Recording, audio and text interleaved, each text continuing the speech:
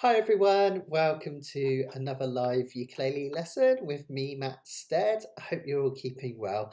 In today's lesson, we're going to look at an absolute ukulele classic. We're going to have a look at I'll See You in My Dreams, one of my favourite ukulele tunes of all time.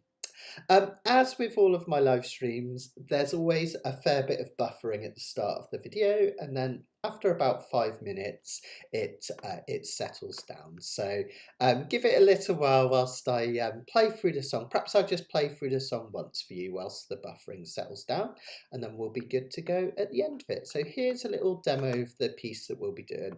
I'll come in on close camera so you can see what's going on. I've got my little soprano today. So here we go.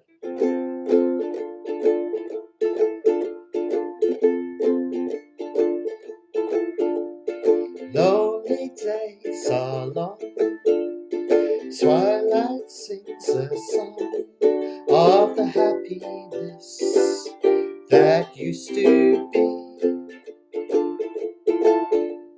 Soon my eyes will close, soon I'll find repose, and in dreams you're always near to me.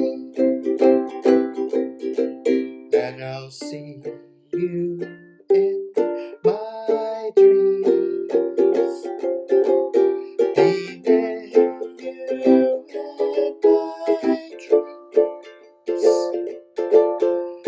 Someone took you out of my arms, still I feel the thrill of your charms, lips that once were mine, tender eyes that shine, they were lights my way tonight. I'll see you in my dreams.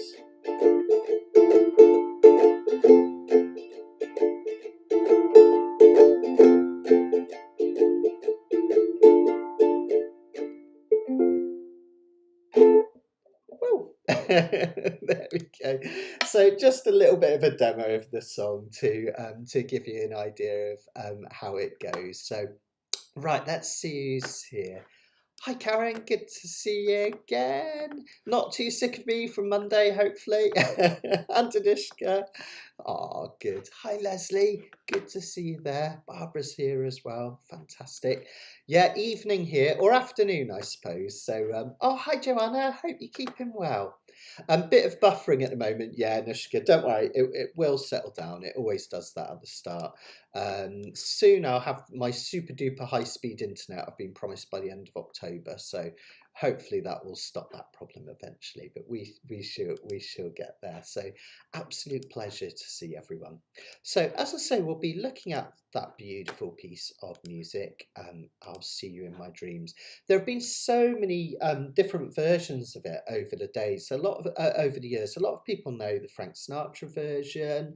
I really love the version by Cliff Edwards, otherwise known as Ukulele Ike, and his has a real kind of classic sort of 30s, 40s vibe, which is really, really sweet. But of course, it was really made famous by Joe Brown. So when George Harrison passed away, and we all know now, don't we, that George Harrison from the Beatles was a massive, massive ukulele fan. In fact, so much so that he used to carry a boot full of ukuleles around in the boot of his car. He used to buy any kamakas that he could get from the factory. He'd get them and he'd keep them in his home in Isham. He used to carry them around in the back of his Bentley. And if anyone showed that kind of the slightest sign of being interested in ukulele, get one out and gift it to them. And of course, Paul McCartney still plays George's old Gibson, his tenor Gibson. Hi Laura, hi Sue. So yeah, he was a massive, massive ukulele nut. There's that lovely quote from him, isn't there, that says, everyone that I know who is into ukulele is coconut, so go get get yourself on and have loads of fun, or something like that. It's just lovely. And of course, when George passed away, there was the really great concert for George, where loads of his famous friends got together for a wonderful evening of music. Eric Clapton was there, Jeff Lynne from ELO, Tom Petty, and the Heartbreakers, so many great acts, and his son Darnie was there on stage with him as well.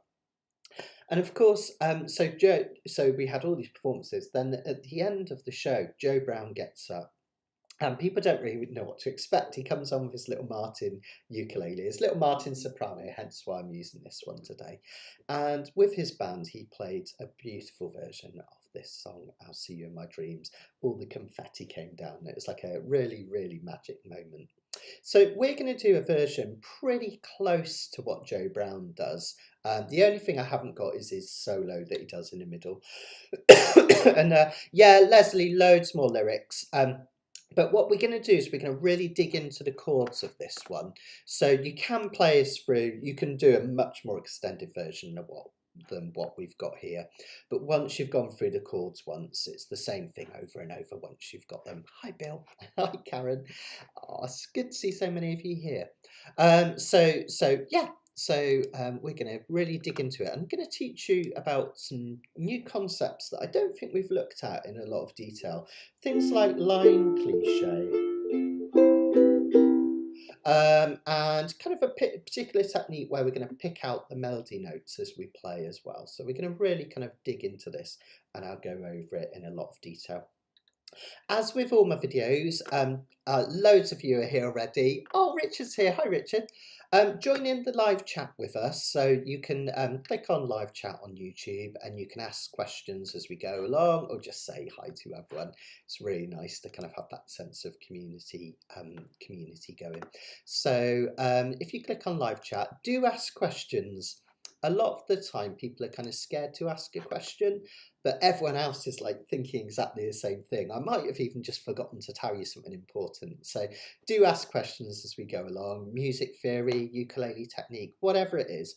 And take advantage of me being here live, and I'll do my best to answer them as well. So, oh, hi, Anne. Ah, great.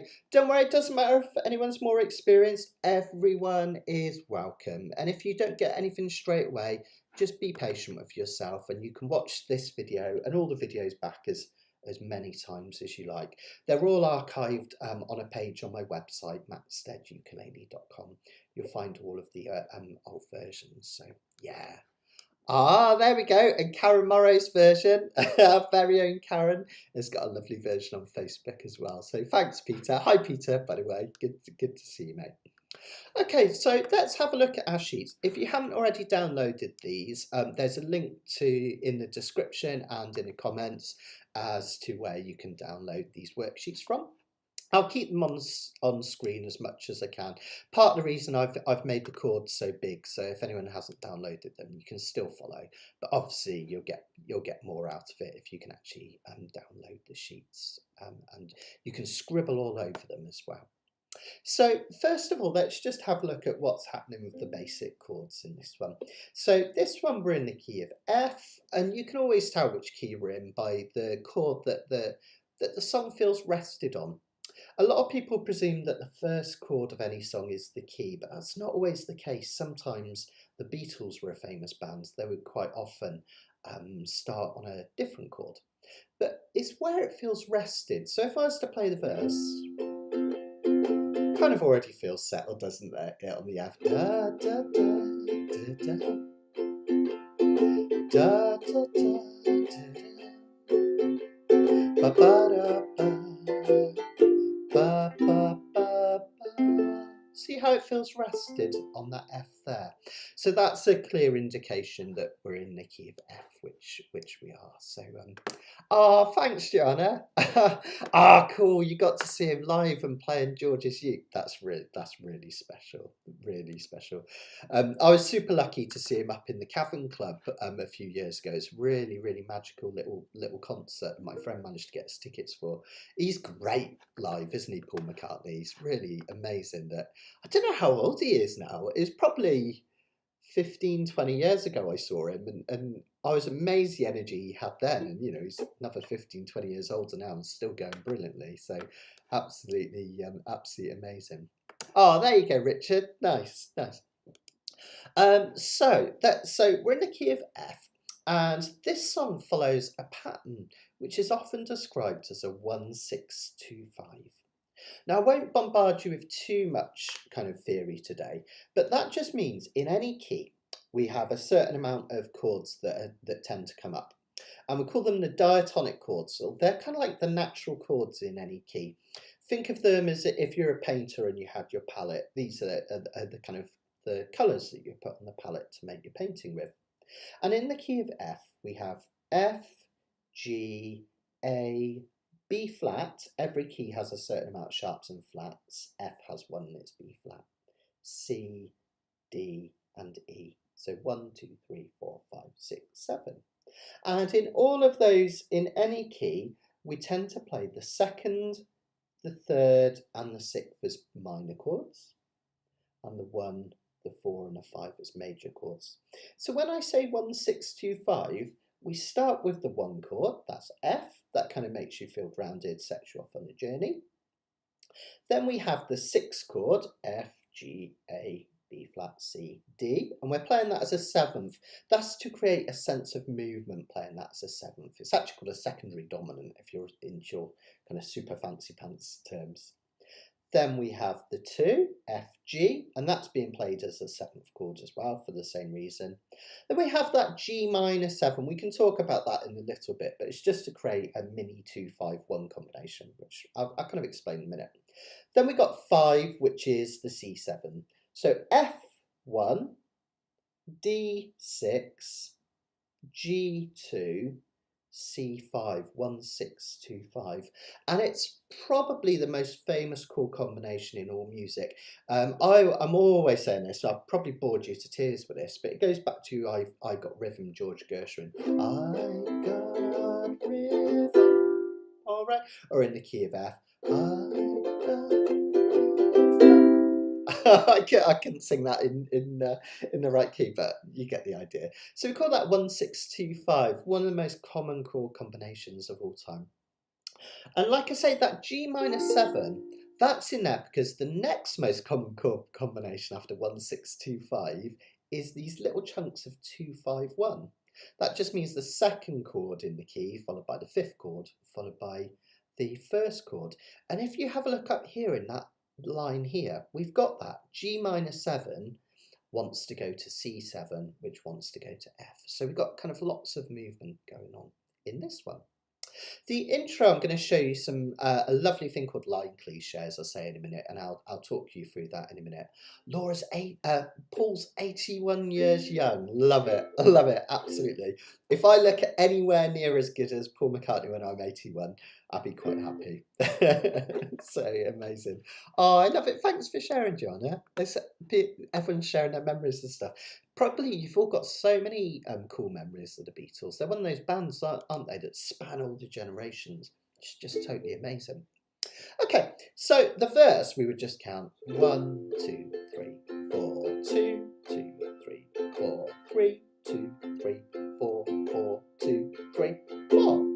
Then we get to our verse. Now, I don't want you to worry about the kind of extra notes. I'm going to show you those in a minute. Let's just play them as the bog standard chords. So I'll come in close. So we have F for 2 measures, and that's our lonely days are long.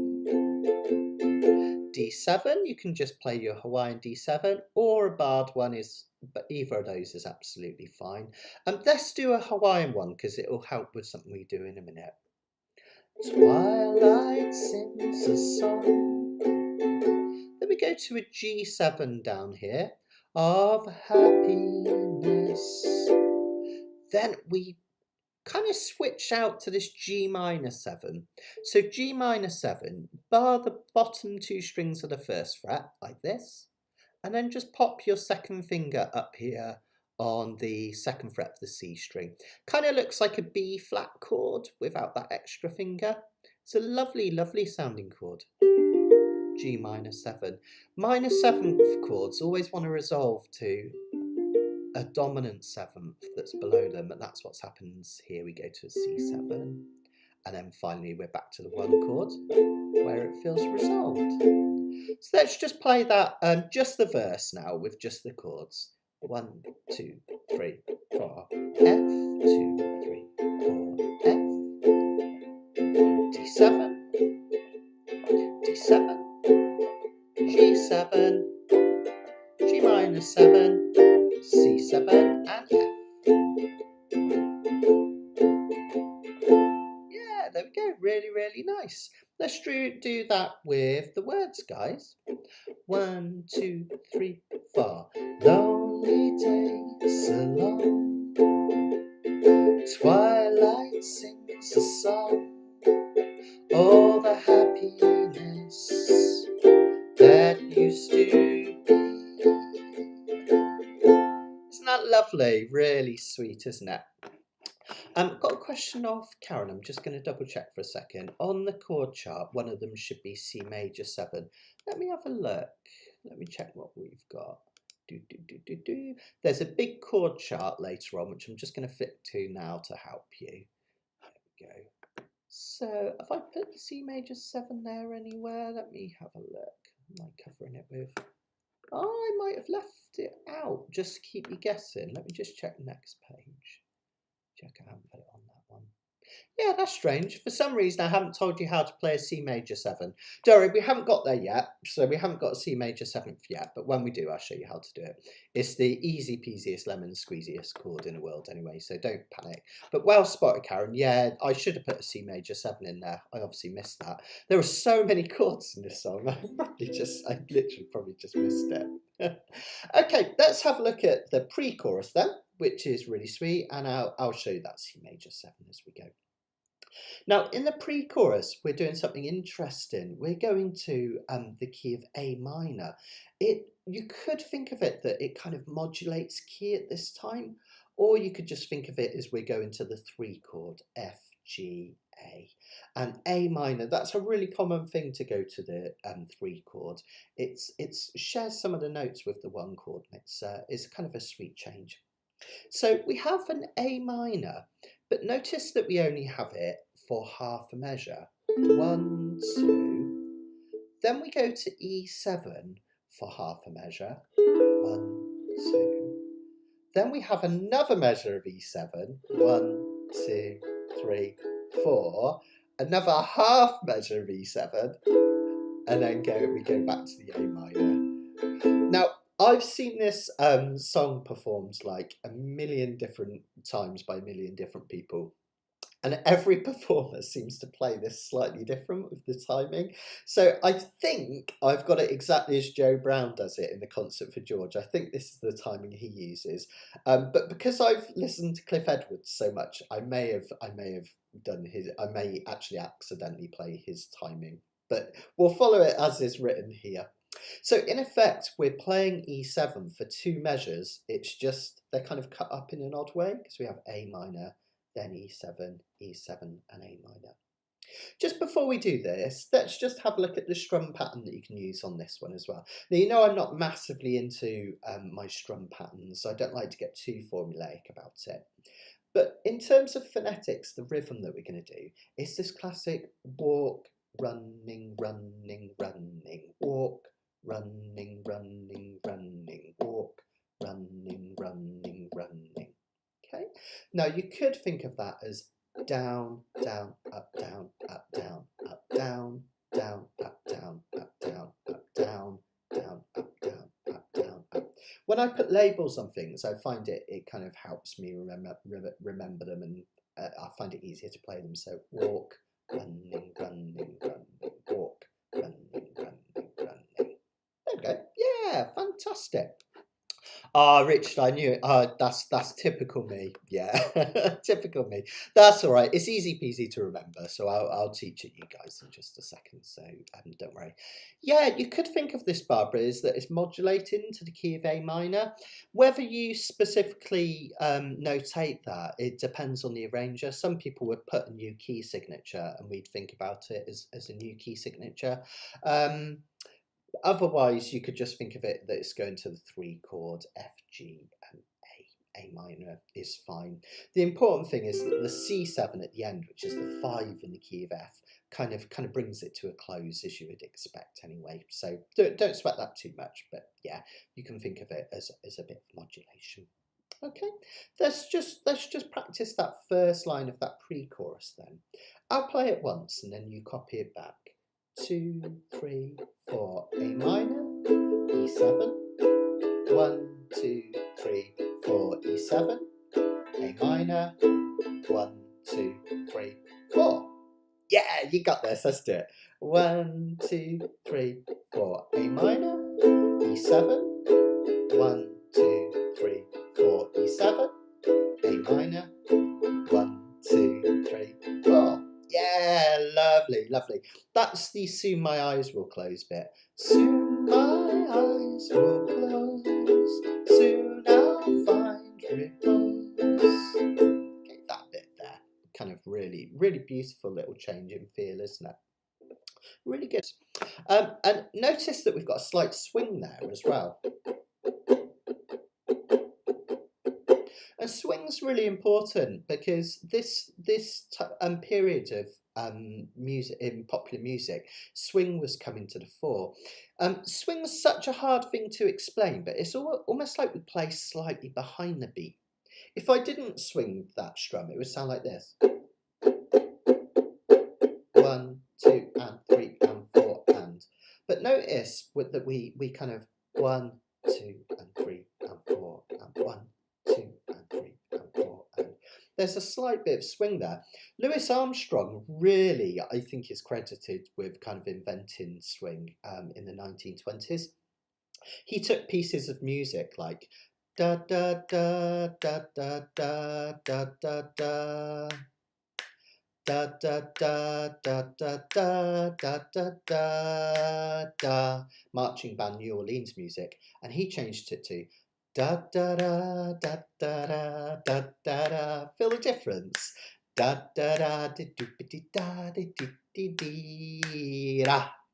And that's that swing. So we make sure as you're strumming this, you have that swing feel. I kind of think of it like on the down strums, our fingers got stuck in treacle temporarily. 1 and 2 and 3 and 4. It's like a little hiccup. Okay. So there we go. Just a little aside of swing because it's really important kind of thing, part of music. So next up we've got this lovely combination where we go to the C, the 5 chord C, played as a C major. That's nice and straightforward. 2 of those. Then we go to a lovely diminished chord. Diminished chords give a sense of jazziness, but also a real sense of movement. Now, there are 3 diminished chords in the whole wide world. There's this one, there's this one, and there's this one. And believe it or not, they just repeat. These next 3 are the same chords, played higher up. And these are the same chords, played higher up. So the brilliant thing about diminished 7th chords is you've got a 33.3 reoccurring % chance of getting the right one. So if you play one of those 3 chords, if you're not sure which one it is, try one. If it sounds right, it's the right one. If it's not, try one of the others. The other way to tell that you're on the right diminished shape is that only one of those shapes will contain the note that the chord is named after. I'll show you what I mean. So the C sharp diminished is named after a C sharp, right? There's our C sharp note there. It's this first finger, C, C sharp. This diminished chord doesn't contain a C sharp anywhere. Neither does this one. So if you're not sure which one it is, just play each diminished chord in turn until it contains the note that it's named after, and this one does. So we have C, C sharp diminished 7, D minor 7, a beautiful sounding chord. It's like a D minor, only we just add our little finger to that 3rd fret of the A string. Pivot on that to a G7. And then finally we have our first bit of line cliche. Let's just do those 2 measures that I just did first. So C, C sharp diminished 7, D minor 7, G7. Okay, really common chord combination. It's often called a diminished jazz vamp. That specific chord combination is used in loads of songs. It's the start of I can't remember the words, but oh the body has not deep da, da, da. It's the start of Mac the Knife. I can't remember it exactly, but it uses those chords. It's a really common chord combination. Now, next up, we have our first part of line cliche. What the heck is line cliche, you ask? Line cliche is where we have the root note of the chord stays the same. Think of it as like the basic chord stays the same. So all of these next three chords are types of C chords. And when you play them one after another, it creates a little mini melody. So as I play C, followed by C major 7, followed by C7, you hear this little melody happening on the A string, which sounds like this. And that's what line cliche is. Line cliche is any time you play a basic root chord like C, but you alter the voicing of it to create this feel of melody. And funny enough, talking about George Harrison, a really nice example of line cliche is the start of Something by him. Something in the way she moves, da da da da, know of a lover. He's using line cliche there, 3 different types of C. Here it creates a sense of descending movement. Kind of makes you want to go to the chorus, which is really sweet. Now, the slashes next to the C chord mean that they're beats, basically. So we include the one that is written. So basically we play 3 Cs, 1 C major 7, which I promised to tell you, here it is, 2nd fret of the A string, and then a C7, otherwise known as a dominant 7. If you ever see just a letter and the number 7, it stands for dominant 7. C major 7, C dominant 7. Okay, there we go. So that gives us 1, 2, 3, 1, 1, 2, 3, 4. All right, let's do it one more time. 2, 3, 4. C, C, C, 2, C, 7. Go, fantastic. Now I'm just going to pause for a minute because I just wanted to, I think what's happened, Anushka, is I've put C7 down twice on the chord sheet, but one of them is a C major 7. I'll find the sheet and show you what I'm on about. If I just flip to our chords where they're all written out. I've done the chords roughly in the order that they appear in the song, not exactly, but roughly. So let's have a look. Where have we got it? No, I think on my sheet I just haven't put the. Oh yeah, I have. Yeah, I have. So this one here, or the second one on this 3rd line, is a C major 7. So you kind of want to. You can change that on your sheet. I'll show you another way on my my sheet to make it really simple for you guys, because I can bring my iPad up. Right, this chord here, I'm going to actually draw it on mine. This one here, you just want to change to C major 7. Now you see how bad my writing is when I'm doing iPad stuff. All right, so it's just that one there. It's the 3rd line down. Oops, wrong. Didn't mean to do that. Let me just get rid of that. Sometimes I draw when I mean to scroll. There we go. So 3rd line down on your 3rd sheets. Just change that one to C major 7. All right. It's just my mistake, guys. I'm a bit daft like that sometimes. I think one thing and my brain does another on my computer. So yeah, you've got it. So that's the pattern that we've got, C to C major 7, and we call that line cliche. Really pretty, isn't it? So let's see if we can put that all together, and we'll do the whole of that pre-chorus now. Okay, I'll go on close cam for this one. Ready? 1, 2, 3, 4. Soon my eyes will close. Soon I'll find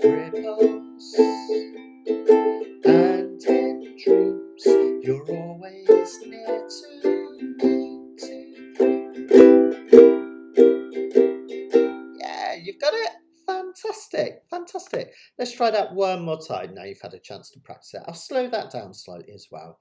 1, 2, 3, 4. Soon my eyes will close. Soon I'll find repose. And in dreams you're always near to me. Isn't that lovely? Really sweet, isn't it, that bit? Gorgeous, gorgeous part. Don't worry if you didn't get that right away. You can practice that to your heart's content. Slow it down and make sure you've got it. And those different chords are really important.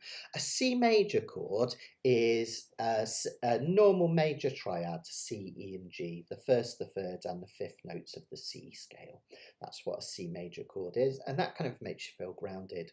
A C major 7 is that with the seventh note in C added, which is B, C, D, E, F, G, A, B. Okay, so C major 7 has a B note in it, and a C dominant 7 has a B flat rather than a B. And by making that B flat a B, that's what gives a dominant chord the sense of wanting to move somewhere. It feels unstable. So C major, your major triad. C major 7, we've added a B, the seventh note. Kind of just floats there. It's quite a floaty sounding chord. It's not a very technical term, is it? And then C dominant 7, C7, has the flatted 7, and that's all about creating a sense of movement. Okay, well done, guys. Right, let's have a look at the chorus. This is the bit that everyone loves, isn't it? Everyone loves the chorus to this song. It's so beautiful, and I think it's gorgeous, beautifully written. Now we've got a B flat chord. Now everyone struggles with B flat. If I had a penny even for every person that I've met in my life that struggles with B flat, I would be a very rich man, and I could give up ukulele teaching tomorrow. I wouldn't give up ukulele teaching tomorrow because I enjoy it too much, but I could if I had a penny for every time someone struggled. It's a hard chord, isn't it? It's a difficult chord to do. Let's look at a few things that might make it easier. First of all, I want you to notice that when I play my B flat this way instead of a barred B flat, I'm barring the bottom two strings of the first fret. I'm reaching up and over to the second fret of the C string and up and over again to the third fret of the G string. Now, importantly, notice that my fingers are diagonally pointing in this direction, aren't they? Hard to do that on the screen. That way, right? So they're not flat like this. They're actually pointing in that direction. Now that's really nice. If I keep them flat like this, I kind of have to bend my wrist. It's all a bit awkward like that. Whereas if I angle them, I can get a really straight wrist, and that will help you. It will stop any wrist pain and it will give you a lot of strength. So that's one thing to consider. Try and get those fingers pointing in that direction. Try and make sure your thumb is on the back of the ukulele. If it goes up here, it's going to be almost impossible not to flatten strings, and you'll get this sound, because that nice circle that we get when we put the thumb on the back, you can actually see daylight. Can you see? You can see my stripes, my jumper in between my thumb and the ukulele. That means that these two fingers here are coming down just on the fingertips. They're not flattening down like this. And that's really, really crucial. Okay, so thumb on the back. Now what you can do is practice a little bit at a time. So if you put these two fingers down here and just experiment with the angle until you can get two clear notes when you play those bottom two. Notice also that I'm not towards the left-hand side of my fret where I'm more likely to get buzzes.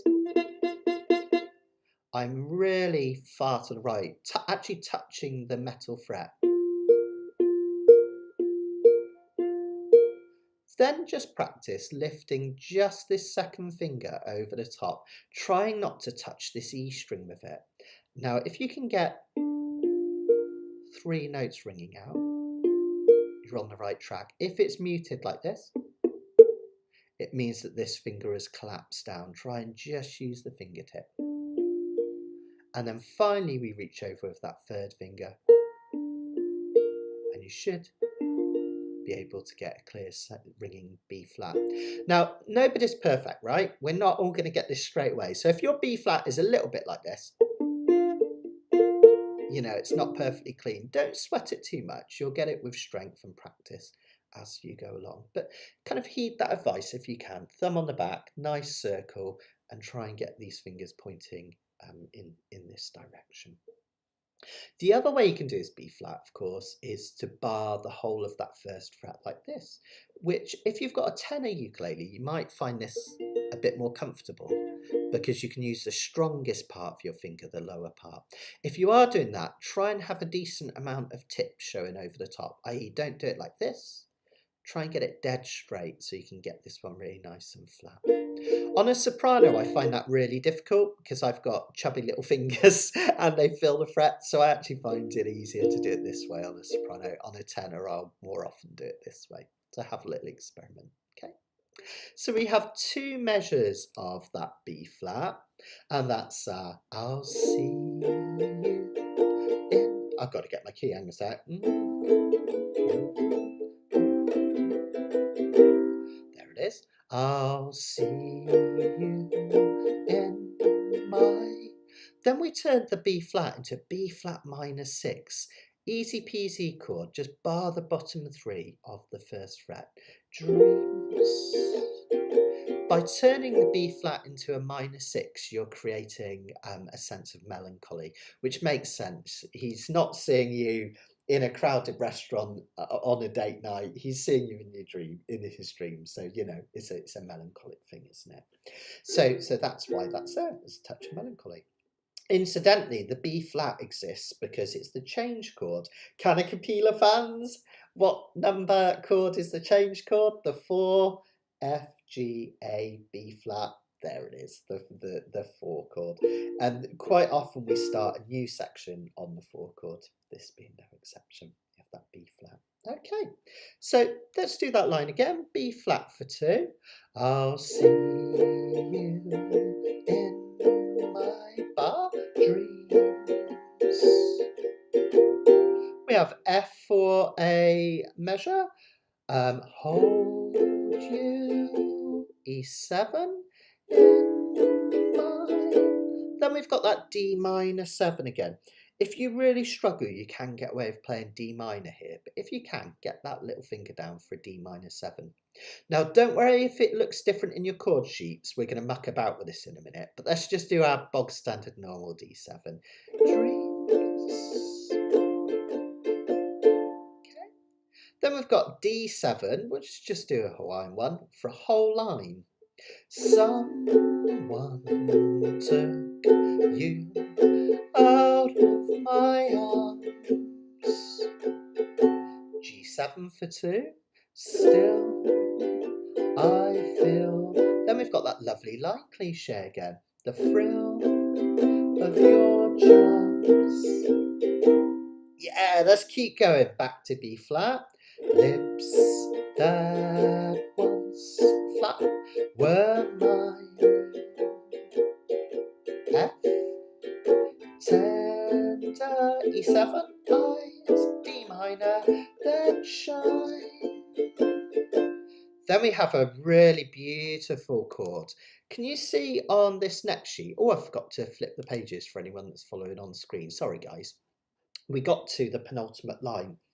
And that, it kind of looks weird, doesn't it? A, and then it looks like Jupiter, the planet Jupiter on its side with a number 7. Anytime you see a circle next to a chord like the degrees Celsius circle, it means diminished. So if that said A circle 7, it would mean A diminished 7. Now, A circle with a slash in it means half diminished, a half diminished chord. If you're into your theory, I'm not going to bombard you too much now. This is just for people who are into their theory. A diminished chord is a first, a flatted third, a flatted fifth, and a double flatted 7. And a half diminished is a third, a first, a flatted third, a flatted fifth, and just a single flatted 7th. If that means nothing to you, don't sweat it. I'm going to show you how to play it. All right, but it's just interesting. It can also be called a minor 7 flat 5. a minor 7 flat 5, because a minor 7 with a flatted fifth is the same as a half diminished. It means the same thing. Anyway, here's the important thing, how to play the rascal, right? 2 ways. You can either do this thing called a waterfall of fingers, where you put one finger up here on the first fret of the G string, and then we squeeze 3 fingers here, all on the second fret of your bottom 3 strings physically. See, I've got a bit of a squeak there, because it's quite hard for me to fit all my fingers in the soprano. That would be it. Another way you can do it is with 2 fingers. You put one finger over the bottom 3 strings of the second fret, and then this one, you can cover the whole of the 4 strings, but really you only need to put pressure on this first fret of the G string, like that. Now, because most people, with their fingers, this finger is shorter than this one, a lot of people prefer to do it with their middle 2 fingers, like this. I'm a little bit weird. I actually find it most comfortable to use my 3rd finger and 1st finger.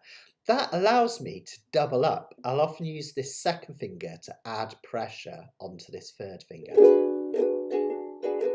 So it ends up looking like that. I'm touching those 3 and that one, and this one just adds pressure. And that's how I do it. Okay? Lovely sounding chord, really unsettled sounding and very, very jazzy, but very lovely. And that's the They Will Lights, D7. You could do a normal D7, Hawaiian D7, or a normal D7. Then an A7, just one finger up here, My Way, D minor, 2 9s. And then this finger just squeezes out here for an F7. I'll do that really slowly, just that line. So I've got this 1, 2, 3, 4, 1. Oh, I'm doing it in the wrong place, aren't I, guys? I wondered why that sounded weird. Oh my goodness. Terrible teacher alert. That was awful. I showed you to do an A flat diminished 7 randomly for some reason. I'm so sorry. Everything I just taught you on those first 2 frets for that A diminished 7 or A half diminished 7, just move up. I should have done it there. Sorry. Just having a daft moment, a daft Matty moment. All right. So that's where it should have been. 1, 2, 3, 4. Notes I can drop down here now for D7. A7, D minor, and then just squeeze that ring finger over for the F7. That will sound like this. 2, 3, 4. They will light my way tonight. Yeah. And then finally we've got this B flat again. You can do it either barred or normal. I'll see you. Just 2 of this B flat minor 6 in my 2 C's, and final resolution to F dreams. Okay, now just so we've done it, let's play the whole of that chorus. Now I don't think I can flip pages between these 2 and play it at the same time, so I'll start on this page because there's more of it. But just see if you can follow along. I'll say the chords as I play them anyway, or I'll try and highlight them as much as possible. Let's give it a go, the whole of the chorus. Then I'll show you that the kind of the extra additions which sound really sweet. 1, 2, 3, 4. I'll see you in my dreams. Be near you in my dreams. Someone took you out of my arms. Now the second page. Still I feel the thrill of your charms. Lips that once were mine.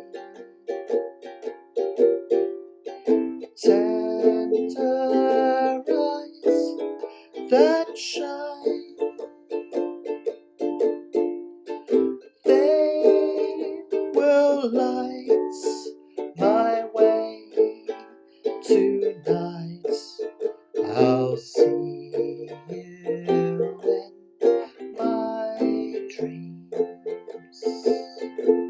Okay, well done everyone. Isn't that lovely? I mean, just on its own, even without all this beautiful kind of melody style stuff that we're going to add in a minute, it sounds lovely.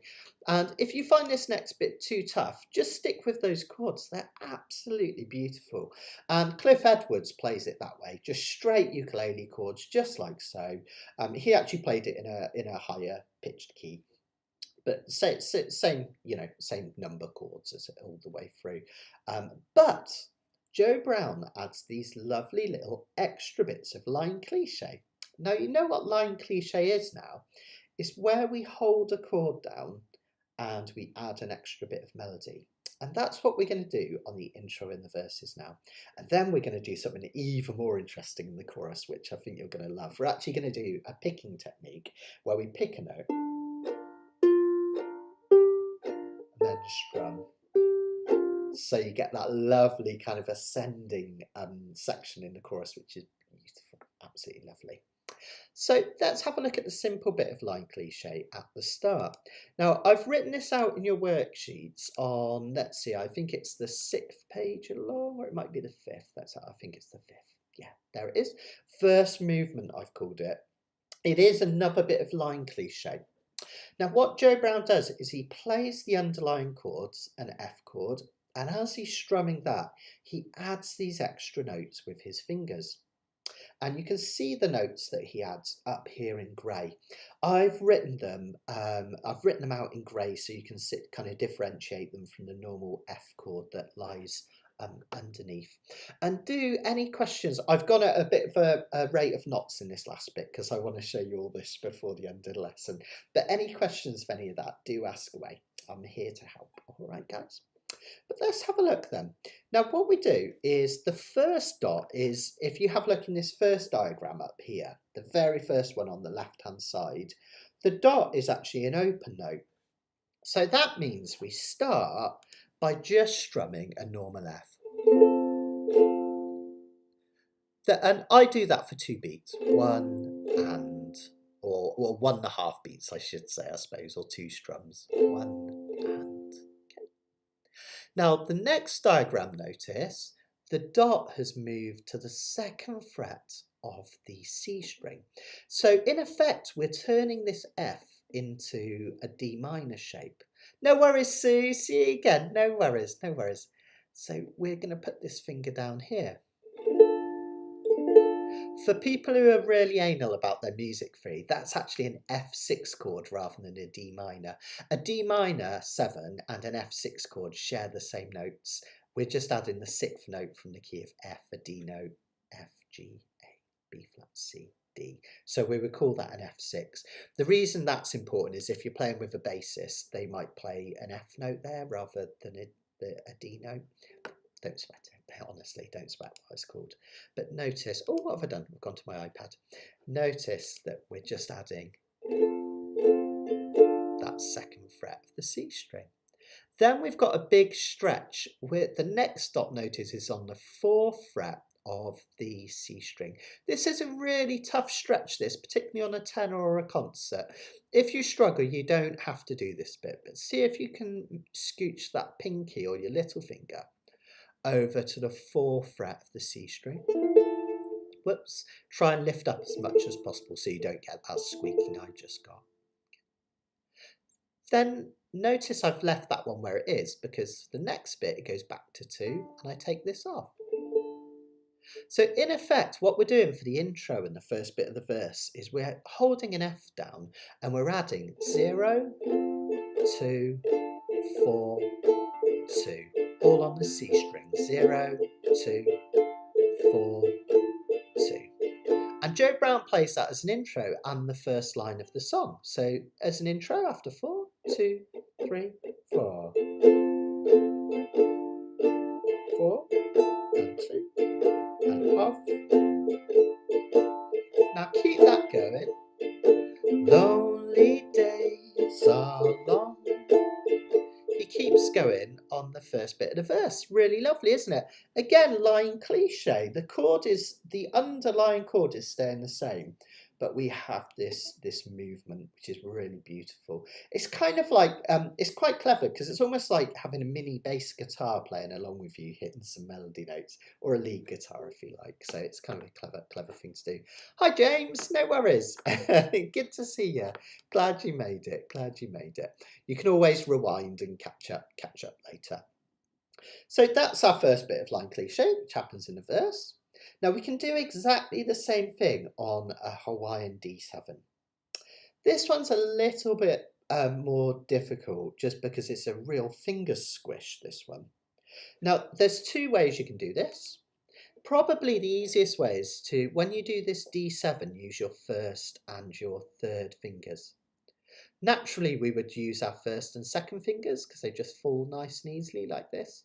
But notice when you use your first and third, when we put our finger down in the second, on the second fret of the C string, you've got room for it, just about. And then pinky goes up here again, and then off again. Okay. So off, 2, 4, 2, off, 2, 4, 2, like that. Okay. I actually, weirdly, I think because I learned it many years ago, I'm one of those sad people that have been playing ukulele for decades now. You think I'd be better by now, right? And this is one of the songs that I loved when I first got into ukulele. And I learnt it actually using these fingers. I use my first and second for a D7 like that. And then I squeeze this one on top like that. It's really unnatural, but I've done it so often now over the years, I find it almost impossible not to do it. So if you see me, you might see me mashing my fingers up like this. But I'm doing the same thing. Off, 2, 4, 2. Now let's practice that intro and the verse with that on then, with that in mind. Let's give it a go. 1, 2, 3, 4. Intro. And again. Once more with the vocals. Though the days are long. Now D7. Twilight sings a song. Really nice, right? We've got that beautiful sense of movement and line cliche, which I think is gorgeous. I really love that. The next bit Joe Brown just plays straight. All right, so when we go to the happiness that used to be, just strum that just as you did before. Of the happiness that used to. But when you get to the word be, if you want to, when you go to the F chord, you can add that little line cliche in again. I'll show you what I mean from the G7. Of the happiness that used to be, line cliche. So you can put it in there as well. Let's try that. Let's try the whole of the first verse. I'll stay on close cam. I'll do the intro as well. 1, 2, 3, 4.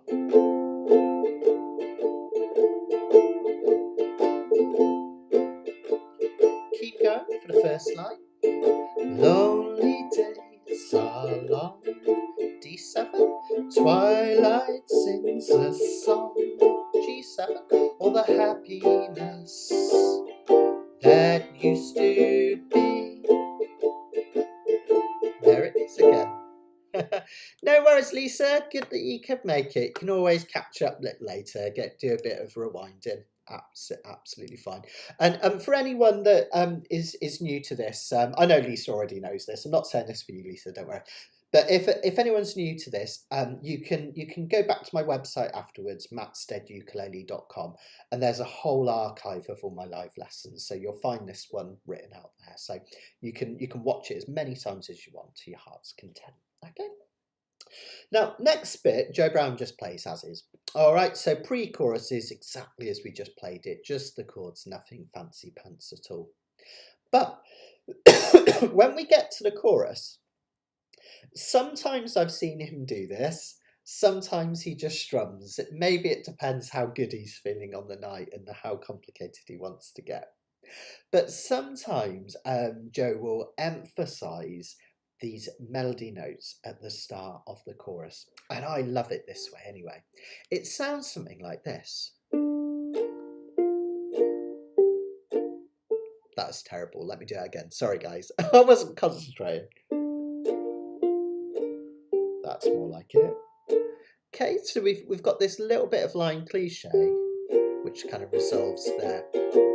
It matches, I'll teach you how to do it, don't worry. It matches what's happening with the vocals. I'll see you in my dreams.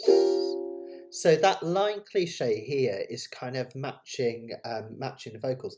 In fact, this, I'm not sure whether you describe this entirely as line cliche, this bit, because a lot of the notes, like if you look in the first two chords, are actually contained within the chord. We're not altering them at all. It's only the next two where we actually alter it. So that's part of the technique. We need to kind of, we need to pick out those grey notes that I've put in grey on your diagram. There's two ways you can do that. You can do it with an up pick, so you'll pick up that C string as you hold down your B flat, and then strum down just with your nails as normal afterwards. Or you can use your thumb to pick down and strum down that way. Honestly, there's no right or wrong. Picking up probably feels more natural because you get this up down thing going up, down, up, down, up, down, up, down. Whereas with your thumb, there's a little bit more work to do. I think because I learnt it with my thumb, I tend to use my thumb, and I like the way it sounds, but either's absolutely fine.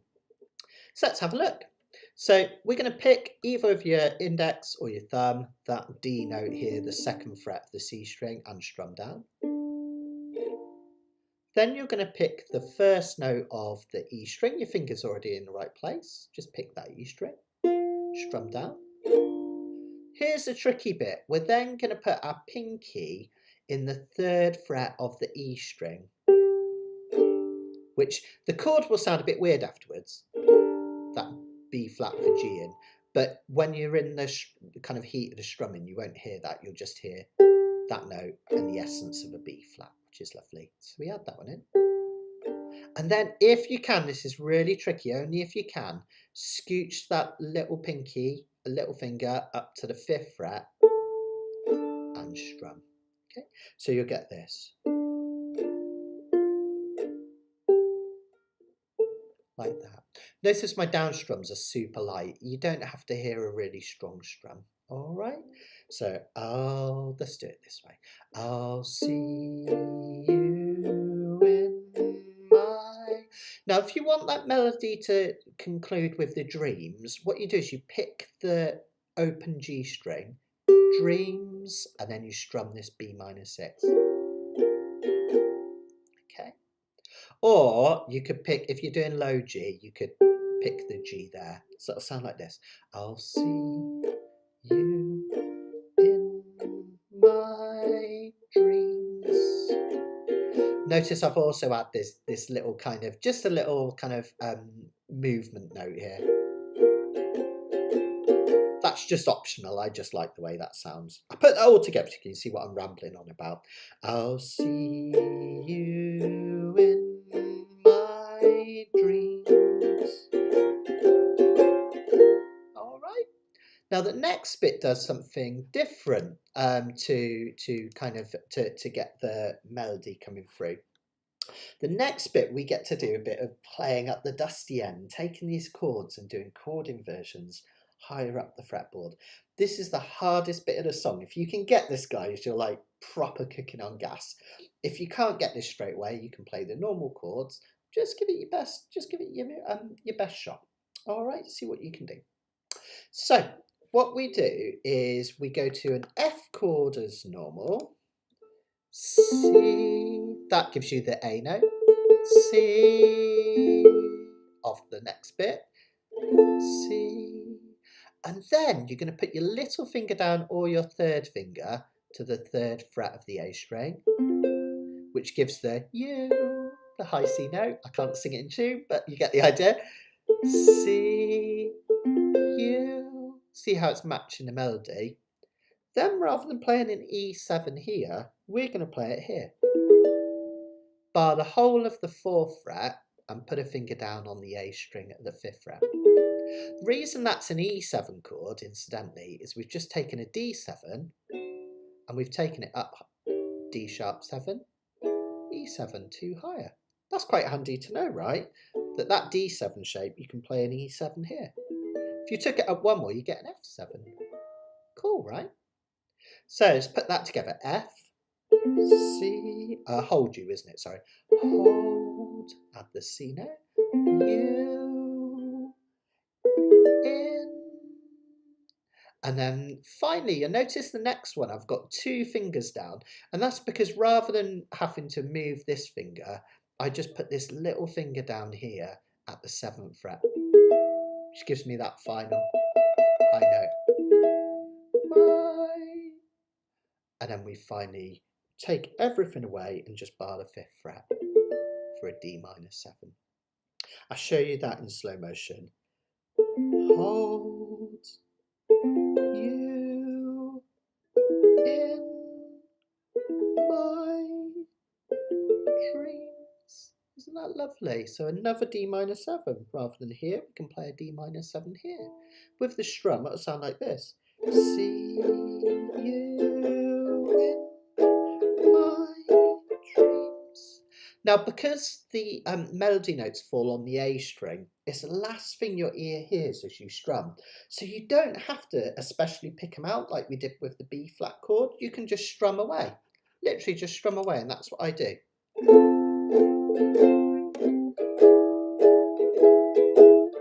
See how you get that sound coming along, which is really, really beautiful of the melody. Take a fair bit of practice, that, guys, but give it your best. It's this, Karen, that is super tricky, right? Honestly, I'm not just saying that, it's super tricky. So it takes a lot of practice, and you might find your fingers do collapse down a little bit as you're doing that B flat bit. Normally it's on this one. What you can do is kind of swivel back a bit. So rather than your B flat being there, kind of swivel back a bit so it allows that note to go in. Okay, so. Now remember, the chords that you follow after, they're very light sounding. So if you get a little bit of chuckiness, don't sweat it too much. Let's try that really slowly all together, that chorus, the whole of it now. It'll sound something like this. 2, 3, 4. See you in my dreams.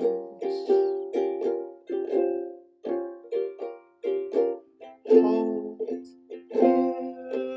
you in my dreams. Okay, might take a little bit of practice that. I'll do it once fast just so you can hear it. I'll see you in my dreams. Hold you in my dreams. Just adds a real lovely sense of movement, doesn't it? Now, beginners, that's way too hard, all right? So don't feel that you have to have a go at that. The chords are beautiful enough as they were.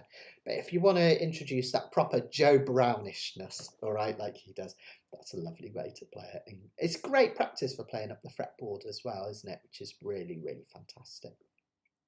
Now, believe it or not, the rest of the song he just plays through as is, basically just the normal chords. So we don't have any more movement in the next section. It kind of has a lot of movement in itself because you've got quick changing chords in that last page. I will occasionally add some extra bit of movement on that long D7. You know, this bit here, if I go back here. Oh, I just realised I can skip pages a quick way that I didn't know I could do.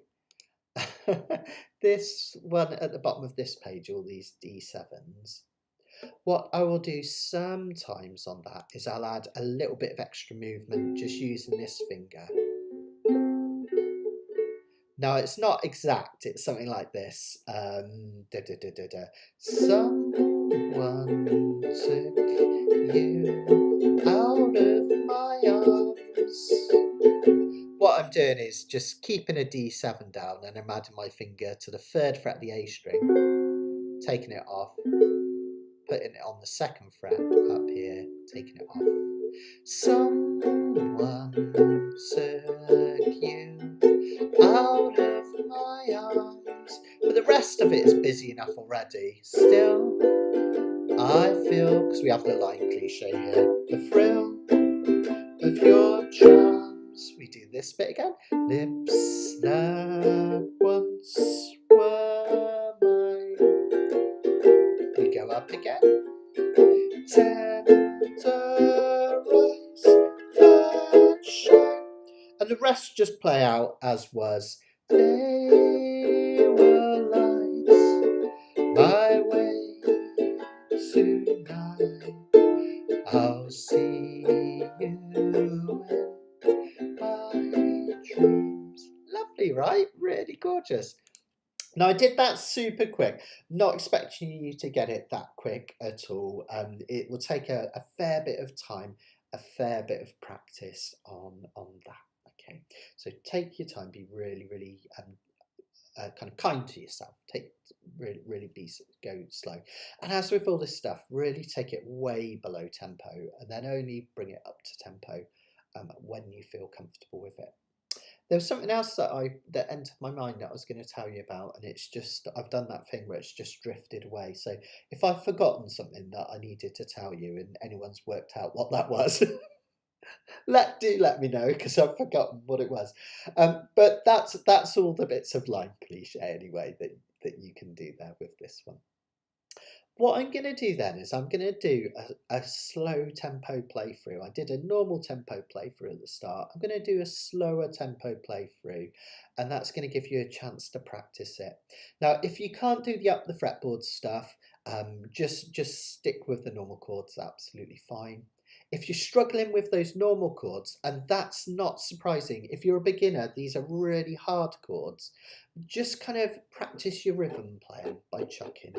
You can still have fun, practice your rhythm playing of that strum pattern. I do it all the time when I go to group strums. If I don't particularly fancy playing a song and I just want to swig my beer or something, I'll practice my rhythm by just doing a chuck strum. So that'll be absolutely fine as well. All right, and we'll put it together. After that, I'll stay for any questions for another quarter of an hour or so, see if any questions at all. So hang on, no, send your questions through now if you have them, if you will, and then they'll be ready by the time I finish playing this through for you guys. All right, and then I hope you've really enjoyed this, guys. It's one of my favourite pieces. I know it's tricky, but isn't it gorgeous? Really lovely. Okay, let's have a go. I'll try and flip the pages on here quickly if I can. I'll get my mouse roughly in the right place so I can do it. I'll try my best. All right, here we go. And let's do close camera so you can actually see what I'm doing. Okay, here we go. So remember that intro first. I'm going to go slow tempo. 1, 2, 3.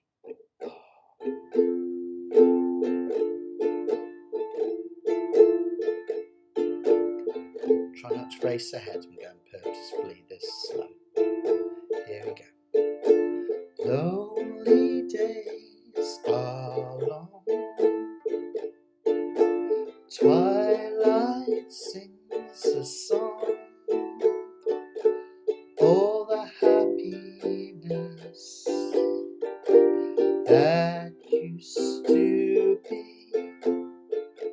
Here comes the pre-chorus, guys. Soon my eyes will close. Soon I'll find repose. And in dreams you're always near to me.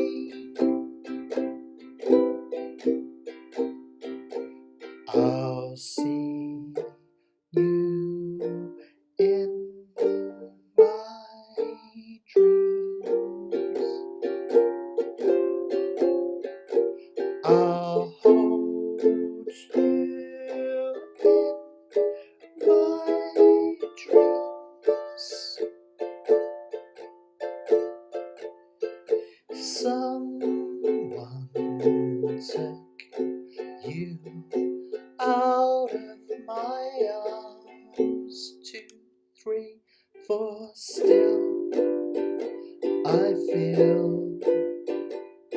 the thrill of your charms, lips that once were mine,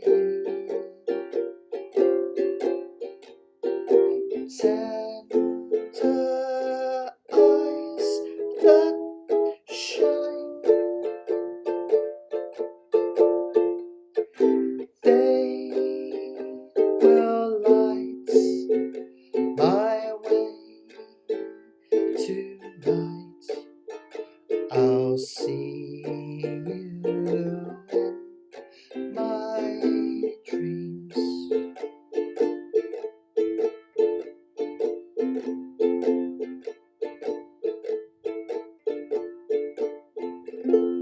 Fantastic! Yay! And that's when the whole crowd goes wild. Woo! Well done, fantastic. Now, I think it was Leslie who said at the first, and she's dead right. There's a whole other verse and chorus to this. So if you fancy extending this, you can play the same chords through again, exactly the same chords, and you can sing the other lyrics to the next verse as well. Joe Brown also puts a little solo in as well.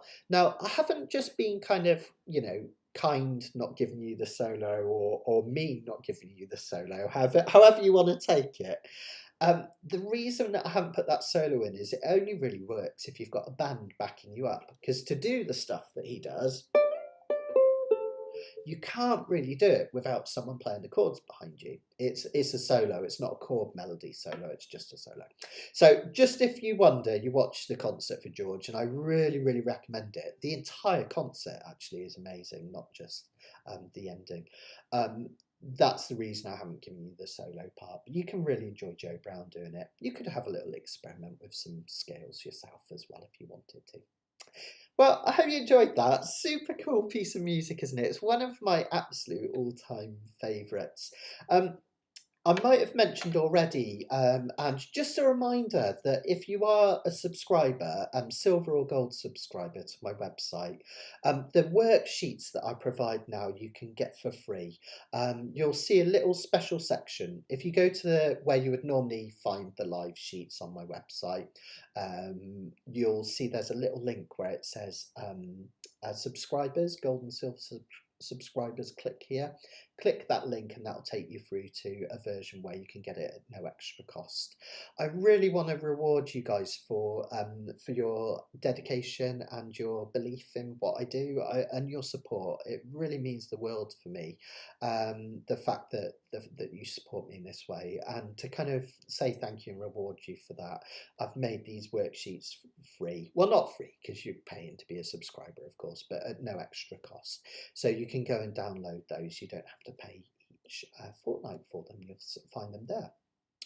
If you're interested in subscribing to the website and it's not something you already do, it's well worth doing. If you head to mattsteadukulele.com, I'm not just being a shiller or whatever you call it, one of those people trying to sell you my wares. It's just the way I pay for my videos now. Rather than doing donations, I'm doing that model. And it seems to be working really well with everyone. It means that everything's in one place. So if you visit the website now, you'll find on there my beginner's course, intermediate course, next steps. There's uke theory, where you can learn all about music theory on the ukulele, specifically for that. There's a course called Playing Up the Dusty End, which is all about playing chords and melodies up this part of the fretboard, which normally gets dusty because we don't use it. And there's also a ukulele forum, so you can ask questions. Another thing that gold and silver subscribers get is a special secret email. Don't share it. It's a secret email, and it's my priority email. Now, I'm not exaggerating. I get between 500 to 1,000 emails a day just because of my business. So that's my Ukraine business, and because I also run the Ukulele Festival of Great Britain. And sometimes it takes me a long, long time to get back to people. But the priority email, I try and answer it the same day you email me. So if you've got any questions with any of the courses, you can email me and you'll get a prompt response. Kind of think about it like as having your own little personal tutor. So you can watch my videos, it teaches you how to play. If you get stuck on something, you can say, tutor, help, how do I do this? And I've been doing it for loads of people already. I'll send either a link to another video saying, check out this, where I explain it, or I'll physically write down how to do something. Sometimes I might even record you a little video myself, just so you can see how I'm trying to explain something. So hopefully that's well worth the cost as well with that. So check that out, mattsteadukulele.com. It's all on there, and hopefully some of the students that are already subscribing, I think a lot of them are in the live chat now, so they can tell you whether it's any good. Don't tell them it's rubbish. So there we go. Things to tell you about, because I haven't had any questions come in. Oh, here we go. Peter said C major scale works well for a solo. Yeah, that'll work well, Peter, because the C major scale has all the same notes in it as the F major scale, only it has a B flat rather than a B, so absolutely that would work. Or just your F major scale if you wanted to solo. Let me come in close and show you. Your F major scale, the easiest way to do it is the same shape you do for C major, but up here. So it will be the, by the way, this is my 7th fret. Old Martin ukuleles, this is from the 1920s, put double dots on the 7th rather than the 10th. Most ukuleles do that on the 10th or the 12th. So just so you know where I am. So if you want to play the F major scale to do a little solo, you would play the 5th fret of the C string for F. You go up to a G, back to 5 down here for an A, B flat on the next fret, up 2 for a C, 5th fret for a D, up 2 for an E, and then up 1 more for an F.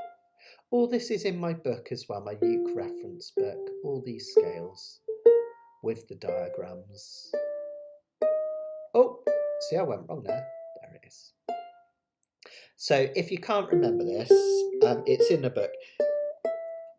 I'm out of the physical copies, but if you do still want one, they're available to download on the website as well. So check that out on my reference book. But yeah, you could do any of those notes, but sound really, really gorgeous for a little kind of impromptu.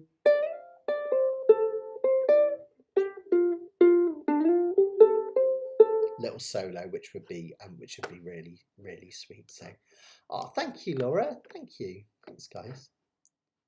Thank you. That's really kind. That's really kind of you to say, guys. Really much appreciated. Much appreciated. I had something else to tell you about as well, which is kind of exciting. For those of you that are subscribed to the website, just a heads up that I've recorded the next video on it, and we're going to look at Night Swimming by REM. Now, I know I did a live lesson on this, so you might have already seen the live lesson that I did for this. But I thought it would sit beautifully in the fingerstyle course. So the fingerstyle course, we're mostly doing songs from my new book, my fingerstyle ukulele book. I've been super busy of late doing all this stuff. Well, how do I hold it the right way up? So I've mostly been doing the original ukulele pieces from my book and explaining how to play them and teaching you new fingerstyle techniques as we go. But sometimes I wanted to teach you a technique that is kind of, we need to go away from the book to learn. And this is kind of this is finger picking and singing at the same time.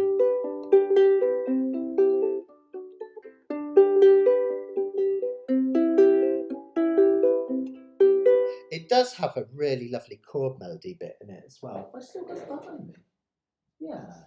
I don't know it off by heart. It's got this lovely. Where are you?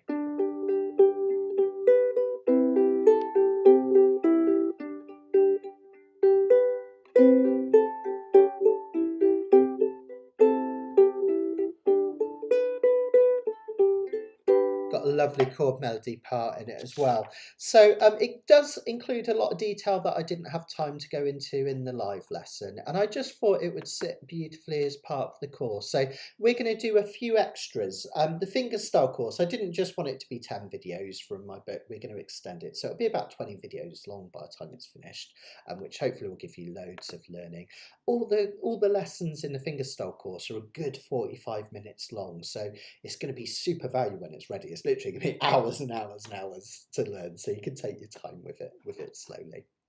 All right, I don't think I've got any questions, so I think I'll tie things up now and let you guys go. Oh, there was one other thing which I nearly forgot.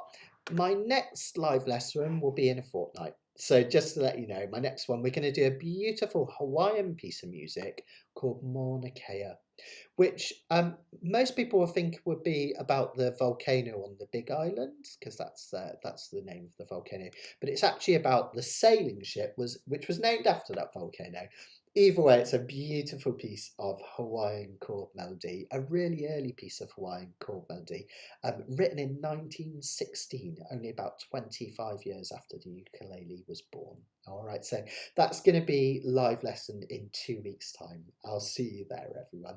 And don't forget Kanakapila Mondays as well. Join me 6 o'clock on a Monday evening for our live ukulele jam. Take care, everyone. Much love, you Kahn, and I'll see you all very soon. Take care.